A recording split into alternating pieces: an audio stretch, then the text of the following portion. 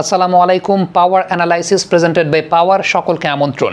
আমার ঠিক ওভারটা মনে নেই, খুব সম্ভবত সেটা 11তম ওভারের তৃতীয় বল ছিল এবং সেই বলটার সময় আবরার আহমেদ একদম ঝুলিয়ে, লোপ্পা ঝুলিয়ে ওয়াইড আউটসাইড অফ স্টাম্প তিলক ভার্মাকে বল করেছিলেন। তিলক ভার্মা সেই বলটা একটা স্লক সুইপ করেছেন, যেটা কাউ কর্নার অঞ্চল দিয়ে সীমানার বাইরে চলে গিয়েছিল এবং ওই বলটার সময় ডিপ এক্সট্রা কভার একটা ফিল্ডার ছিলেন এবং ওয়াইডিশ লং অফ অঞ্চল একটা ফিল্ডার ছিলেন, যে কারণে আবরার আহমেদ বলটা কিন্তু করেছিলেন বেশ widish outside of stump.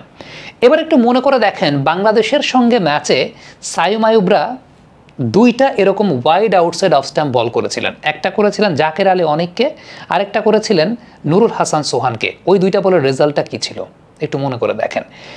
This is the difference of skill.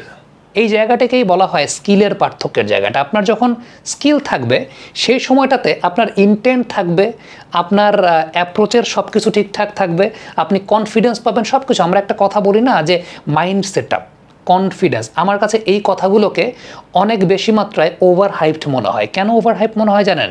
আপনার যখন স্কিল থাকবে, আপনি যখন কোনো কাজের স্কিলড হবেন, স্কিল থাকলে আপনার মধ্যে কনফিডেন্স এমনিই থাকবে, আপনার মধ্যে মাইন্ড সেট আপ এমনিই থাকবে, আপনার মধ্যে ইন্টেন্টটাও এমনিই থাকবে। প্রবলেমের জায়গাটা হয় আমাদের জীবনের প্রত্যেকটা ক্ষেত্রে স্কিল। এখন একটা কথা আমরা সবসময় বলি, সেটা হচ্ছে যে মাইন্ড সেট আপ, ইন্টেন্ট নাই। ভাই সত্যি একটা কথা বলি, আপনার যদি স্কিল থাকে, ওই যে আপনার মাইন্ড সেট আপটা, আপনার কনফিডেন্সটা লো থাকে কেন? আপনি কেন সাহসী হতে পারেন না? আমরা যে বলি যে সাহসী ক্রিকেট খেলা, সাহসী হতে পারেন না কেন জানেন? কারণ আপনার নিজের স্কিলের প্রতি আপনার কনফিডেন্স নাই। এটা পৃথিবীর যে কোনো কাজের ক্ষেত্রে, আপনি শুধুমাত্র ক্রিকেটের কথা বলছি না, আপনি যে কোনো কাজের ক্ষেত্রে, আপনি সংবাদ উপস্থাপনা করেন, আপনি যা করেন, আপনি কর্পোরেট ফিল্ডে কাজ করেন, আপনি সরকারি চাকরি করেন, যাই করেন না কেন, আপনি তখনই সাহসী ভূমিকা বা সাহসী পদক্ষেপ নিতে পারবেন যখন আপনার স্কিলটা বেটার থাকবে। আমি মোহাম্মদ নওয়াজের আরেকটা বলের কথা বলি। সেই মোহাম্মদ নওয়াজের বলটা নিচের দিকে সুইপ করেছেন তিলক ভার্মা, নিচ দিয়ে সুইপ করেছেন। এই যে এই নিচ দিয়ে সুইপ করার যে জায়গাটা, মানে ওই টাইমে একটা কলাপস করেছে, একটা সাডেন কলাপসের পর একটা রিপেয়ার করতে হবে ইনিংসটাকে, একটা রিবিল্ড করতে হবে। নিচ দিয়ে একদম অ্যালং দ্য কার্পেট বলটা চলে গেল, দেখলাম সীমানার বাইরে। এখন এই যে অ্যাডাপ্টেবিলিটির জায়গাটা, আপনি একটা বিষয় খেয়াল করে দেখবেন যে আমাদের বাংলাদেশের ব্যাটসম্যানদের যে বিষয়টা ঘটে, যে বাউন্ডারি মারতে গেলে রিস্ক নিতে হয়, কিন্তু স্কিল সেটাকেই বলে যখন আপনি বাউন্ডারি মারবেন রিস্ক না নিয়ে, বা আপনি যখন বাউন্ডারি মারছেন তখন রিস্ক মনে হবে না, যে রিস্কি শট।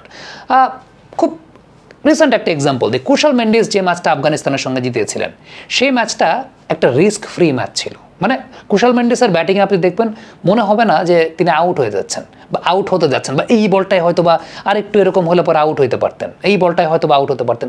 এগুলোকে বলা হয় রিস্ক ফ্রি ব্যাটিং, এবং এখানেই স্কিলের জায়গাটা। এই যে আজকে তিলক ভার্মা এবং সঞ্জু স্যামসনের ছোট্ট পার্টনারশিপটার কথা আমি বলি, এই পার্টনারশিপটা দেখে কি আপনার কাছে মনে হয়েছে যে রিস্কি ব্যাটিং করছেন? হ্যাঁ, শিবম দুবে যখন মারছিলেন তখন মনে হচ্ছিল যে আর এই মনে হয় গেল, ওইটা রিস্কি ব্যাপার ছিল। কিন্তু তিলক ভার্মা যখন ব্যাটিং করছেন তখন কিন্তু মনে হচ্ছে না যেটা রিস্কি ব্যাটিং ছিল। তার মানে আপনি যখন রিস্ক না নিয়েও বাউন্ডারি মারতে পারবেন, যেটা তাওহিদ হৃদয় মারতে পারেন নাই। তাওহিদ হৃদয় রিস্কি অ্যাটেম্পটে গেছেন, রাইট? ওইটাই হচ্ছে গিয়ে স্কিলের জায়গাটা। এখন এই স্কিলটা আসলে তৈরি হয় কিভাবে? এই স্কিলটা তৈরি হয় পাইপলাইনের মাধ্যমে। যেই পাইপলাইনটা ইন্ডিয়া টিমের আছে, তাদের ওই ফ্যাসিলিটিসের জায়গাটাও আছে, তাদের প্ল্যানিংটা আছে। আমি এটা নিয়ে একটা এন্টায়ার কন্টেন্ট করব, আশা করছি যারা শুনবেন, দেখবেন অনফিল্ড, তারা পরিপূর্ণভাবে দেখতে পারবেন। এই যে প্লেয়ারদেরকে যাদেরকে দেখছেন, এরা সবাই রাহুল দ্রাবিড়ের প্রোডাক্ট। বাবা, এত এনার্জি কই পাও? এই পাওয়ার, চুমুকে অ্যাকশন। এরা সবাই রাহুল দ্রাবিড় যে সময়টাতে 2016-17 সালে ন্যাশনাল ক্রিকেট একাডেমি ডিরেক্টর হয়েছিলেন, তখন তিনি যে সিস্টেমটা, পাইপলাইনের যে সিস্টেমটা ইন্ডিয়ান ক্রিকেটে শুরু করে দিয়েছেন, আগামী 20-30 বছরের ক্রিকেটার, আগামী 20-30 বছরের ম্যাচ উইনার তিনি তৈরি করে দিয়ে গেছেন ওই সিস্টেমটার মাধ্যমে। এখন রাহুল দ্রাবিড় আর ওই সিস্টেমে নাই, কিন্তু তিনি যে সিস্টেমটা করে দিয়ে গেছেন, ওই সিস্টেমটার একদম ক্রোনোলজিক্যালি ওইভাবেই প্লেয়ার তৈরি হবে।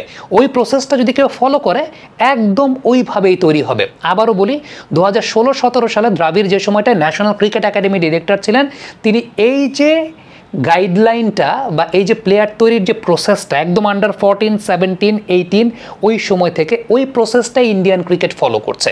তাদের কোচিং প্যাটার্নকে উন্নত করা হয়েছিল ওই কোচেরাই এই টাইপের বিগ রেঞ্জের প্লেয়ার, ম্যাচ উইনার প্লেয়ার এগুলোকে প্রডিউস করছেন। এবং সত্যি কথা বলতে তখন সকল রাজনৈতিক দল মত নির্বিশেষে সবাই রাহুল দ্রাবিড়কে সাপোর্ট দিয়েছিলেন, প্রত্যেকে তখন রাহুল দ্রাবিড়কে সাপোর্ট দিয়েছিলেন, তাকে কেউ ডিস্টার্ব করেন নাই। ডেভেলপমেন্ট ডেভেলপমেন্ট ডেভেলপমেন্ট, এর বিকল্প কোনো কিছু নাই। দ্রাবিড় যে পদ্ধতিটা বা পলিসিটা 2017-18 সালে শুরু করেছিলেন, সেটার সুফলটা পাওয়া গেছে 23-24 সালের পর থেকে। আপনি দেখবেন একদম ক্রোনোলজিক্যালি ইন্ডিয়ার এখন যদি আপনি 3টা টিমও করেন, এই 3টা টিমে এশিয়া কাপের ফার্স্ট, সেকেন্ড, থার্ড টিম হবে।